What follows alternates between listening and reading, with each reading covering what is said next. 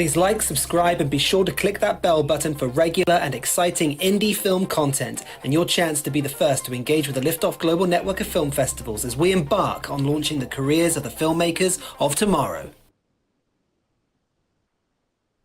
Hello everyone and welcome to today's stream. Today we are joined by a wonderful team behind Lockdown and Locked In.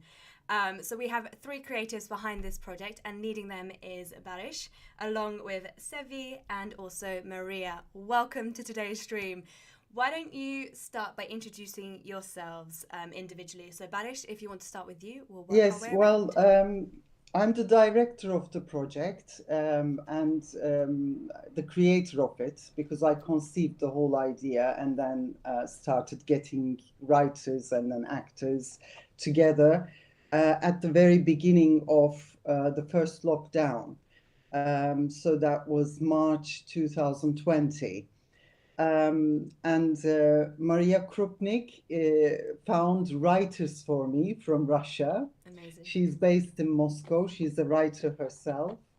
And Sevi Filippoudou Sevi is the project coordinator for Greece. She helped me a lot with translations of the texts into English and with the subtitling quite a lot. Guys, I don't know if you want to say anything about yourselves. Go ahead, please. Sevi, would you like to introduce yourself? Okay, I'll start.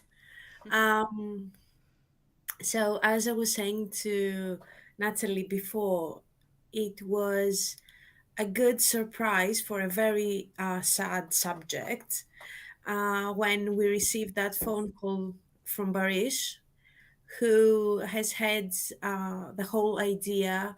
She has conceived it, contacted everyone, coordinated everyone, directed the whole thing. I mean, the job that Baris has done is unconceivable in a way. And it was back then in March, April 2020, when she called us to discuss, first of all, the issue of femicides during lockdown. Yeah. And then she wanted to hear our thoughts about that. And there was, once we've discussed all that, there was a proposal from her for writing something, or if there was already something written, but also for some of us who were based in London, she has proposed also a part into that, an acting part into that. So Baris, except for having coordinated everything, she has also directly directed me into one of those small pieces, because we had the chance to be at the same time during lockdown in London, Sure. both of us. So in that project, I'm the coordinator for the Greek team. I mostly help Baris, as she said, with the translations. We have a brilliant group of writers from all over the world. I've contributed with a small personal piece about domestic abuse. And I've had the chance, because Baris has met me as an actor, I've had the chance to perform as well into that, along with more than 65 people, isn't it? I think that's that. Yes, with the visual artists and the poets and musicians, composers, in total, the core team is a few people, but the whole team, and we have 9 countries involved. So Wow. we have 9 teams, and in total, the artists are 70. Yes, 70. Wow. Yeah. Fantastic. Thank you. Maria, why don't you tell us a little bit more about your involvement in the piece as well? Yeah, I'm a writer and theater producer. I work in Russia with the oldest non-governmental independent new writing festival, Lyubimovka. And that is why I was known as a coordinator, producer for lots of different people. And one of them, John Friedman, the American journalist who for a long time was living and working in Russia and observing theater, knew me, and he suggested Baris to attract me and invite me as a coordinator for the Russian team. And we got into contact also in some March 2020.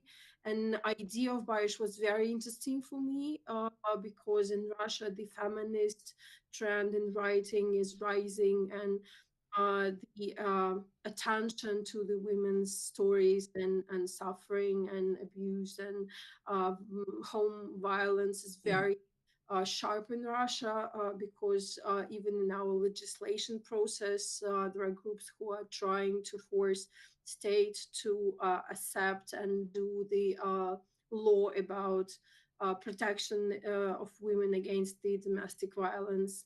Unfortunately, not very successful yet, but we're going to that. So this artistic idea was very appealing to us, and that's why I just wrote to about 10 women writers from our community, and 4 agreed. And I also contributed a little 2 minutes piece to this project. It was really a pleasure for me personally. Amazing, amazing. So I think this is a nice time to start playing the film in the background. I just want to give a little bit of warning to those who are watching. We've got quite a few people watching at the moment. So hi to Claire, hi to Linda, hi to Kanan, and also Lydia. Thank you so much for joining us in the chat room. If you do have any questions for our creators and filmmakers, then please let us know and we will share those during the stream here.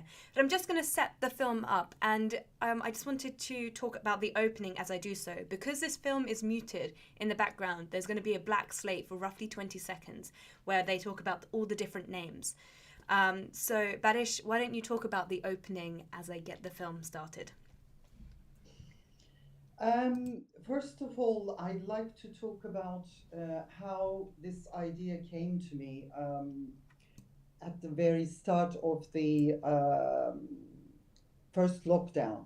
I read an article at The Guardian, and it was talking about the rise of domestic violence, and it was mentioning a stage. It was saying now men are, abusive men, are at stage 4.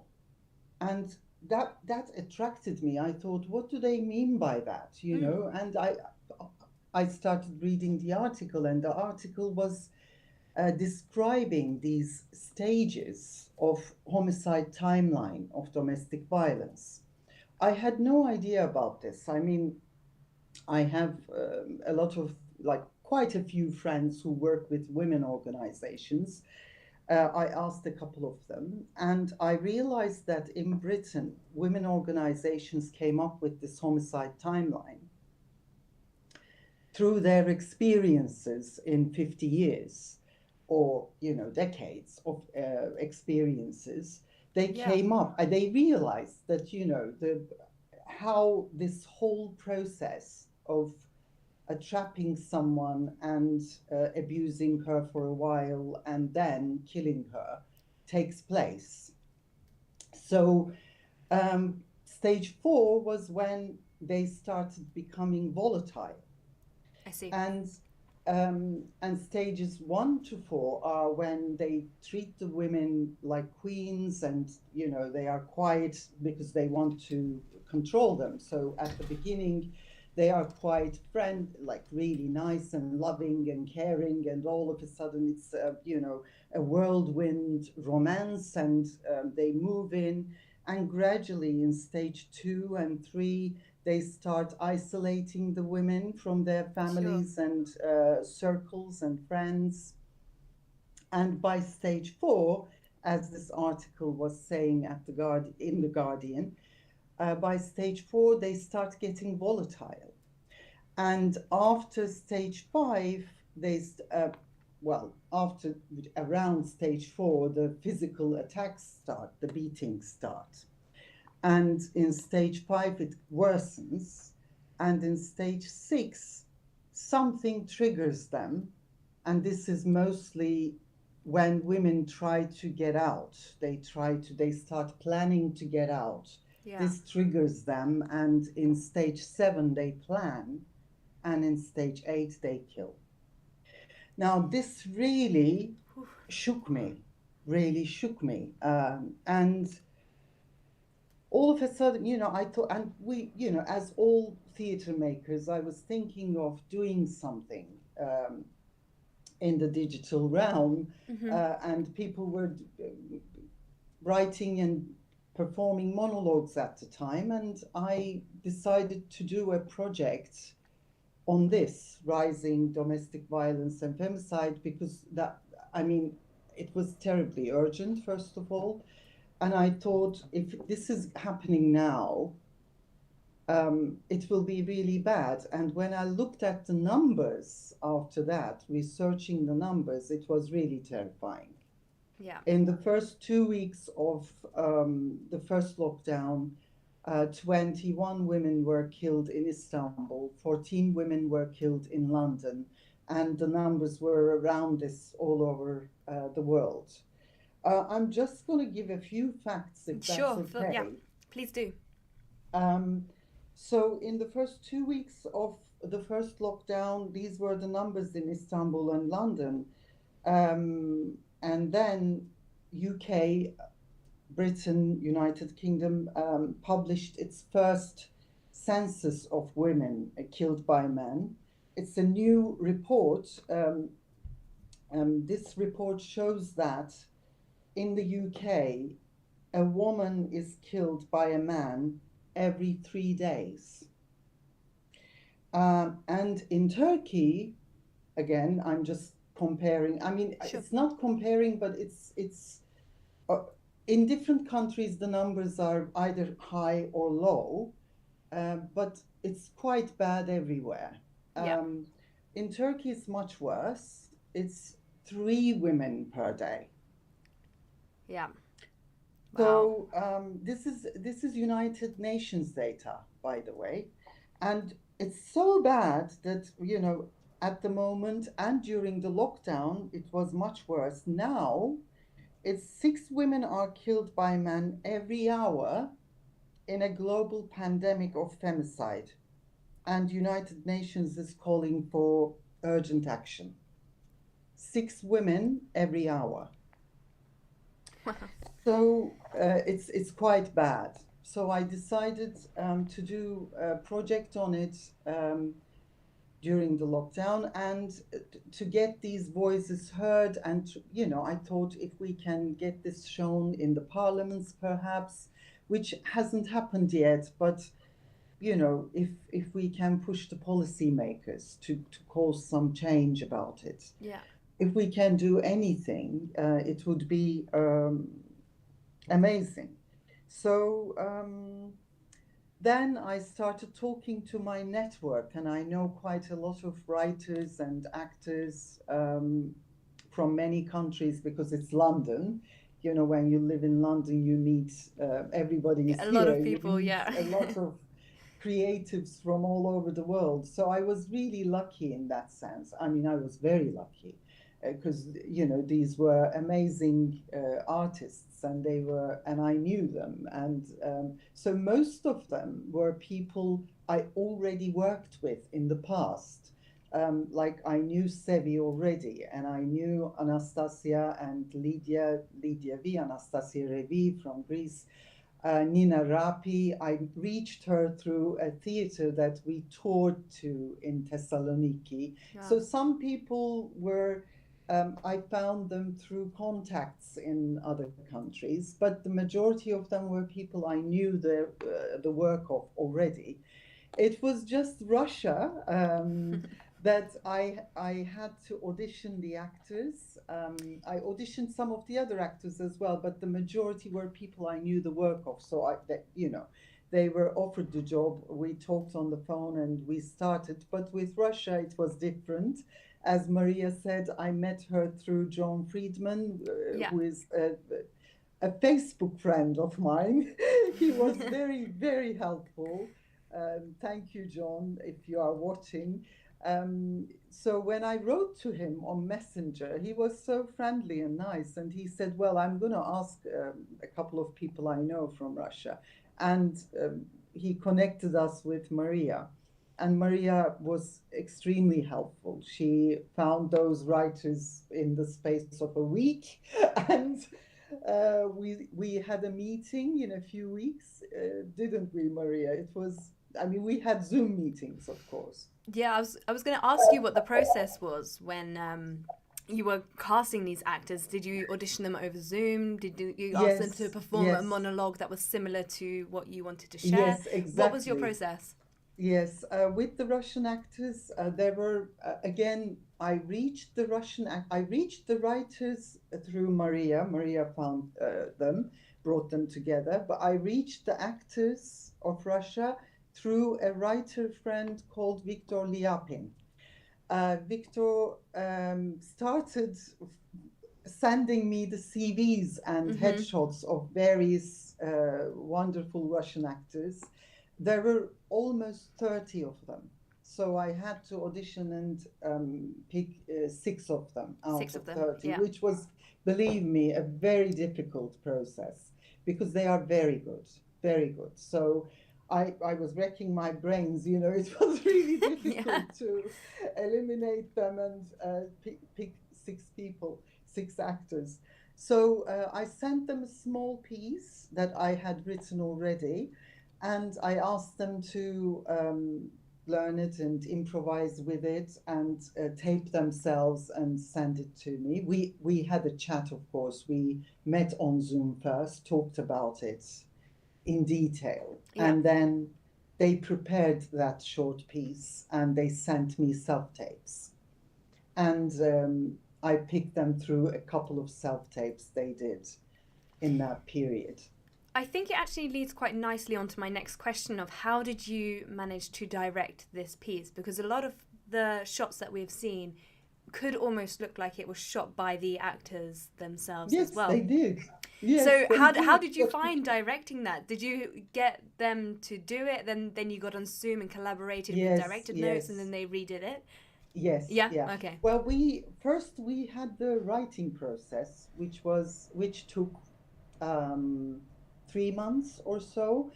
Some of the writers sent me stuff that they had already, like Sevi's was ready. Mhm. Sevi had written something already, but some people, I had meetings with groups of writers. So in those 3 months was the process of doing the dramaturgy as well. It was all in my head. I knew what I wanted and as I conceived it. But I had to have meetings with groups of writers. So I had a meeting with Spanish writers. I had a meeting with Greek writers, Nina Rapi and Tanya. I had a meeting with Sevi and Lydia, and a meeting with the Turkish writers, a meeting with the Russian writers, and a Mm. meeting with Australia as well. And most of the writers we talked about, of course, because there are so many people and so many stories, I had to orchestrate it and make sure that the monologues were not very similar. So we were talking about facts first, about incidents, and I was asking them certain groups to create tragicomic ones, so different styles of monologues, Yeah. to write in different styles. And we were also talking about incidents in those countries, and I was trying to give them pick those incidents and make sure that they were different people and different kind of domestic abuse, so that we had a variety of stories, not the same one over and over again. For example, from Russia, we had a story from a monastery, which was very different. Yeah. And Maria wrote the story of flatmates abusing each Very or close to having home then. having Yeah. conflicts. Yes. And Angelina Debor and Julia Chesniak, they wrote a piece about an old person complaining to the police or to the social services about her daughter abusing her. So these different, I tried to, make sure that these different stories came through, Yeah. not the same thing over and over again. And it was amazing. And the writers were really, really experienced. So they quickly started writing and sending me the texts. And then we had to edit certain bits of them. I was reading them and going back to them and asking to maybe shorten and cut certain bits. Yeah, I've got a note here. How did you edit this and how did you sew it all together? Because there must have been just hours and hours and hours of material that you Yes, received. yes, It must yes. have been I mean, hard to cut it down into after, those episodes. yes, that all the whole editing of the visuals and everything and bringing it together, which was devising, that happened in the editing suite. Yeah. And it happened in a year. It took place in a year. That was me and my editor, Sheriff. We were for hours and hours on end, the whole year, meeting in the studio 3, 4 times per week. It was quite arduous and long, but it was fun at the same time. But Yeah. I'll go back to the acting phase, if I may. Yes, of course. Because after the writing process, when the monologues were ready and they were, concise and the dramaturgy of them were done and, the stories were there, the characters were there, we then started rehearsing with the actors on Zoom. And it differed from actor to actor, but overall, I had 3 to 5 rehearsals with each actor. Okay. Mm-hmm. So I had to split my day into slots, and I had a rehearsal in the morning with, let's say, a Russian actor, and then I had 2 hours later, I met the Spanish actor on Zoom, and then I met the Greek actor on Zoom. I had 5 to 6 slots every day. Wow. Where we met on Zoom and talked about the character, the needs of the character, the objectives, or what the emotional journey of the character. And then we were reading it and, and the actor performed it once or twice, improvising or just reading. And I talked about, how we needed to do it. And we came to an agreement about the emotional journey of it first. And I then tried to create tension within the monologue with the actor. But most of, all the actors they are different ages and different experiences, but they are professional actors and wonderful actors. So it was quite easy. And then they went away and started self-taping. Yeah.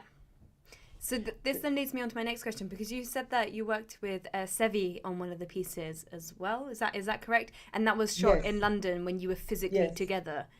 How was Yes. that experience then, from preparing everything that you've done with all the other actors on Zoom to then having an actor physically in front of you where you can workshop in a space together? That Yes, must have been that such was- a relief. Yes, I know. It's changing spaces and realms, isn't it? You go from this virtual space to the actual space. Yeah. And that was great, actually, wasn't it, Sevi? I mean, it was so much fun. We were there the whole day, and we had a chat, and then my editor is also a director of photography. He's a video artist and a cameraman, and he's quite experienced. So he came with his tools, of course, and then set it up. And we started after a couple of rehearsals. Lydia was there. She was in it as well, Lydia V. She was playing this friend of Sevi's who Who's a was ghost. there like a ghost. Yes. And it was, of course, an amazing relief, I would say. Exactly. I would use the same word. It was a relief that it was not the self-tape. It was a relief. It was not a long distance work, and everything happened the way it should happen in a room with the director taking notes with the professional cameraman at the day, Man, yes, technician. yes, So we had the chance to shoot yes, that the proper way, so that was exactly. nice. Yes, so that finished, that was the quickest one. It finished in a day and it was ready. Amazing. I guess when it Whereas went into the editing, because the cameraman knew the shots and you knew which ones you wanted, it was very exactly, quick to yes, piece that one together. yes, yes. Um, With the self-tapes, it took longer, much longer. Oh. They had to, I mean, poor actors, some of them had to do it 5 to 7 times yeah. in order to get the good visuals. It was quite hard for them, but it was still fun. We all enjoyed it. What did they shoot on? Did they shoot on their mobile phones, or did they all shoot? Yes, some of them, most of them use their iPhones or Samsung, whatever, the smartphones. Yep. And some of them, a few of them had friends with cameras, so they asked those friends to bring their cameras in, and their friends shot them with the cameras. But I was giving them, angles, and we were giving them with Sheriff again. A lot of advice on the light and how to use the light, like facing the light so that, or having some extra lights. Yeah. Even if they did that, even if they The production placed value just themselves, goes up. Yeah. yes, Amazing. the visuals were coming in, the self tapes, and some of them were, quite a lot of them, almost all of them were quite grainy. Mm. So that was the main issue. They Yeah. were grainy, and we were just waiting with excitement and nerves and going, okay, let's watch them in the studio. And we were just switching off and watching them and going, oh, damn, Yeah. it's grainy again, Yeah. And then I was like, I have to make the phone call, or, I had to write to them and say, I'm so sorry, it's grainy again. So there's a few comments in the chat room that Yes. there's a question here that says, can it be programmed for public in a cinema or even on TV? Which leads me on to a question that I had already written down and was ready to ask. Where can people see your project? Where is it being aired? Yes. Most people watched it in your festival, in Liftoff. But there is a possibility, because International Women's Festival is coming up, as you know. Yes. I mean, 8th of March is coming up. And there are a couple of venues. Well, the problem is, because it is, this was made for digital platforms. Yeah. It wasn't made for physical screening, because I did it in 8 episodes, mimicking the timeline of homicide timeline of domestic violence. That was the whole idea.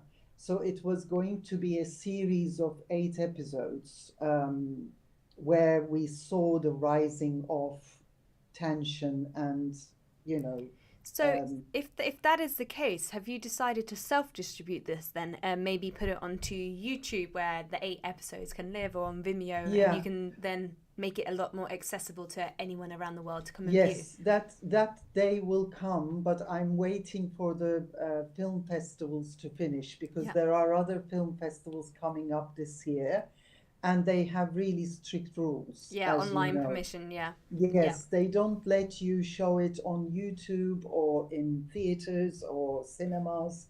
It's not allowed. They disqualify you. Sure. So I have to wait until the end of almost this year, when the last festival is over.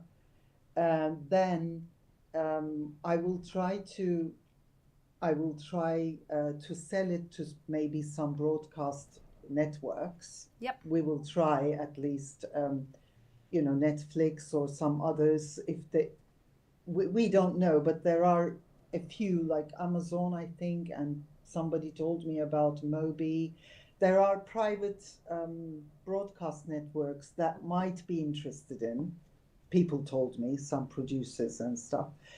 I'll try that. If I can't, then I will definitely put it on YouTube. I Definitely. think you touched upon it earlier, and I wanted to pick you up on there, but there was so much that you wanted to say that I thought I'll come back to it. And that was that I'm you sorry, would yes. no, it's great. It was working with charities, and I think that this piece is vital for that, because some charities will then host it on their website, so they'll Of bring course, more people to yeah, view it. yeah, So I think that is a very important way to yes, start the distribution, especially because yes, you are in, did you say 9 countries the actors yes, are all from? So you've got 9 different avenues to go down. So it's a really strong place to start raising awareness through those yes, different organizations. definitely. After the festivals are over, The next and door opens, yeah. yes, definitely. The charities, women organizations, some of them are already aware of it and they are interested. And also universities, sociology departments. A couple of universities wanted it, which is great. They said Amazing. it's really, what a colleague told me, that it breaks down the, the way how it happens all. I mean, it might even be used in training, she told me, to show how, those 8 stages take place. In that sense, it would be useful for those departments, sociology, maybe anthropology, Yeah. to look into domestic violence and what happens to women. And yes, so definitely charities and universities, I will Fantastic. distribute to them. Yes. There's a question from Linda Rogers here who Yeah. who says if you could just recap which festivals this might be shown in this year. We had, I mean, it was shown in Liftoff. There will be, some of these festivals do not show them, as you know. Yeah. They just watch them and award them. But there is a festival coming up in Sydney in 3 months' time, Sydney International World Film Festival. Mm-hmm. There is Santorini Film Festival in Greece, which will be in the summer. There is one in Moscow. It's DOCA, Documentary Film Festival of Moscow. There is one in, there are so many, so I have to check now. If I can, I will just quickly look at Film Freeway, because Sure. it's listed there. Once Okay, you... here we are. Okay, go for it. Sorry. Brooklyn Film Festival, Moscow International Documentary Film Festival.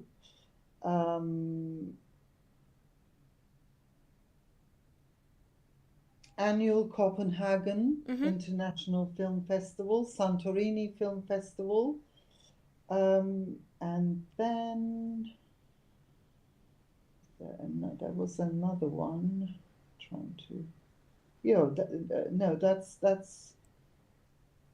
that's about it. And there is one film festival in Turkey. Fantastic. Well, good luck with all of those, and I wish you the best. I think as we come to rounding up today's stream, I'm just going to switch the pages back, so we go back to our big screen. There we are. But I guess my final question for all 3 of you is, apart from this project, what's next for you? What are you working on now? So I guess, Baris, if you continue as you've been leading this conversation, if you just let us know roughly what it is that you're working on next, and then we'll go to Selvi and finish off with Maria. Okay. Well, as a director, I had some sessions. This project, and with this project, I was invited to a media group's talent lab. a few months ago. I mean, last year, it was 2021. And there we explored XR technologies, which I'm really interested in, virtual reality, and how it could be used in this kind of work. And from there, I wanted to adapt this on stage if I can get some funding from the Arts Council by using, I mean, it's already a digital project, it's ready. But if I can manage to get funding, then I can adapt it to stage as a multi-platform show where I can use some of these films and monologues with live acting and some XR technologies. Wow. That's the next thing I would like to do if I can get funding for it, because XR technologies are amazing and the future, really, but they are expensive. So I'll try to get funding for that. Also, I'm writing a treatment. Great. I mean, with this project, I realized, because I managed to shoot a few short films within this project, and I really would like to keep on going with that. I would like to. I'm not a filmmaker. I still think I'm not, but I am learning, and I would love to continue and film another one. Fantastic. That sounds very exciting, and that you have lots going on. Thank you, Baris. You're welcome. Sevi. Yes. So, yes, thankfully, or should I say hopefully, the pandemic is over. So I'm very happy I can be back on stage. And since last November, I've already been in two different plays here in London, and that was brilliant. And I'm in a third one in a month, so we're very heavily rehearsing right now. It's Theatre Lab, isn't it? The in a month, it's not Theatre Lab. It's another play, a comedy. Oh, yes. Another Okay. comedy. I'm very thrilled. It's a for women, but that is going to be performed in Greek. And then again in May, there's going to be another comedy, yet again, that's with Anastasia Ravi, who has also performed in Lockdown Locked In, who's also my teacher and mentor here in London, and my director in very often on stage. That's also something we look forward to. So comedies after the heavy and the quite disturbing but so essential Lockdown Locked In. Fantastic. I mean, having something lighter to move forward to, it definitely helps. Absolutely. And then finally, Maria, what are you working on? Yeah, I'm working as the festival manager to prepare the next Lyubimovka festival, which will be on the first week of September, from 3rd to 10th September in Moscow, hopefully. We are raising funding now, and we are gathering the applications from the playwrights. Any play written in Russian can be sent to our festival. So everybody who writing in Russian, please send our new plays. We are looking for new voices, for new themes, for new forms.